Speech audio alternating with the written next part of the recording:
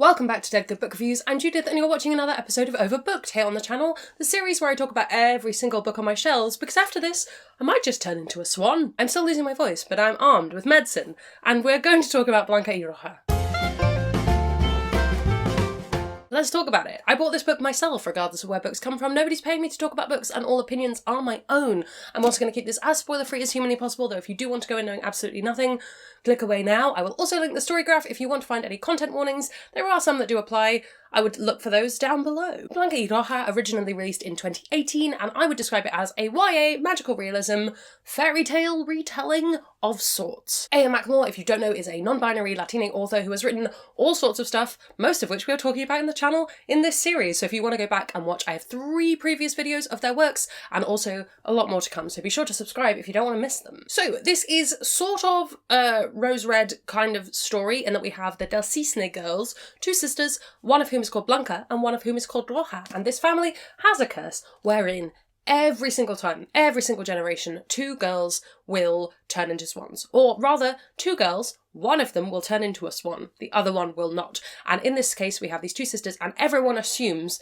that Blanca is going to not turn into a swan and Roja will because of their personalities. And it is sort of about the girls trying to fight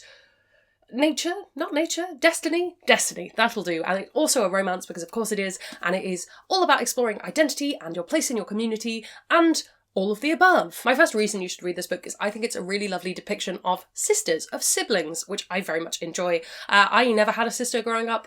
I have an older brother, but that's it. And I always wanted one, and so I get a lot of satisfaction reading books about sisters. I can't speak to how realistic the sisterly relationship is, but it is there.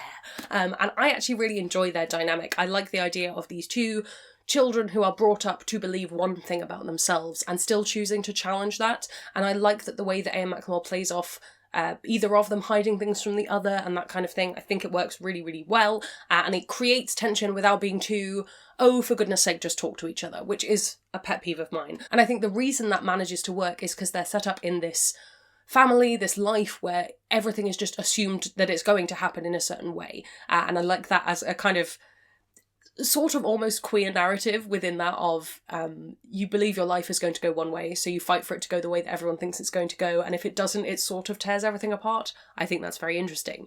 Just saying. I've mentioned the prose in every single one of these books. I think in this case, I like it because it manages to feel quite a modern story. We're in a world without mobile phones, but it's not the past. There are cars and such. And, well, it is the past then.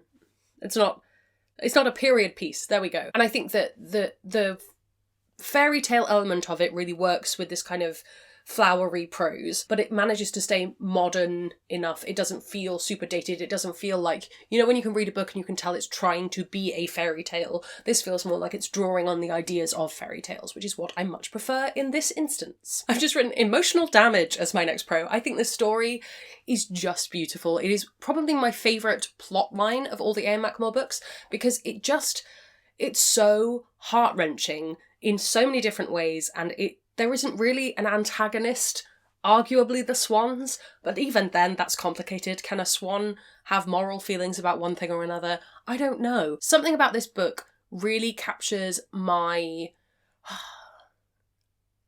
I don't even know what it is, that desire to help other people. Empathy, maybe? I don't know. And that self-sacrifice element that this book has, it's just really beautiful, and a lot of the kind of, I guess, it's not even B-plot, but you might describe it as that, where we have these 2 other characters. We have Yearling and Paige, who are exploring their own identities and finding themselves in the woods and all of this stuff. Their plotline just really, really gorgeous again, and just Paige is one of my favourite characters McLemore has ever written, and I love them, and I just want them to be happy. I just want all the characters in this to be happy. So yes, it is heartbreaking, but in the best way. Kind of similar to When the Moon Was Ours, where there is this real sense of catharsis in the book. I will say that this does take a minute or so to warm up. It takes a little while to get into the meat of the book.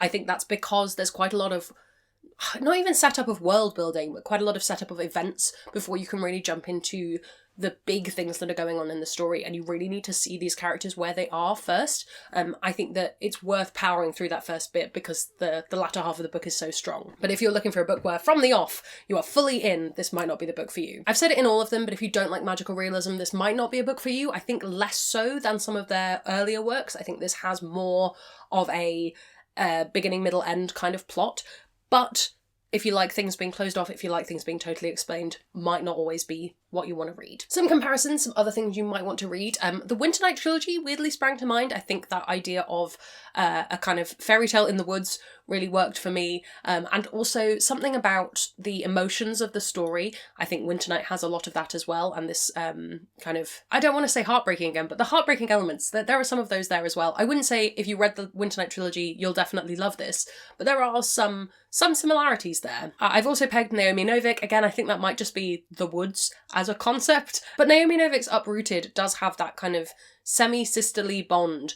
They aren't actually sisters, and in my opinion, it probably should have been a sapphic relationship and wasn't. But in this case, they are sisters. But if you want to explore that kind of I've said girl-on-girl dynamic then, that's not what I wanted to say. But if you wanted to explore that dynamic in another kind of foresty book, that's one that I would recommend. It's one of my favourite books. I think of all of the A.M. McLemore, it's probably somewhere between closest to When the Moon Was Ours for the emotional element, and Dark and Deepest Red, which we'll talk about next week, for the kind of more plot-driven book, I suppose, where I think some of the earlier books feel a lot more character-driven or emotion-driven. So yes, somewhere in between the two. If you liked those two, I think you will like this. Final thoughts. I think this is a really wonderful book. I would definitely recommend it. It's one of my favourite A.M. McLemore books that there are. It has a really great exploration of, as I say, sisterhood, of gender identity, of identity full stop, of your place in your community, and so much more. It's a really great story, written really well, and I can't ask for more than that. Have you read this? Do you have plans to? Is this the kind of book that you would like to pick up? Do let me know down in the comments below. If you haven't already, please do subscribe. It makes me feel loved and appreciated, though nothing makes me feel more loved and appreciated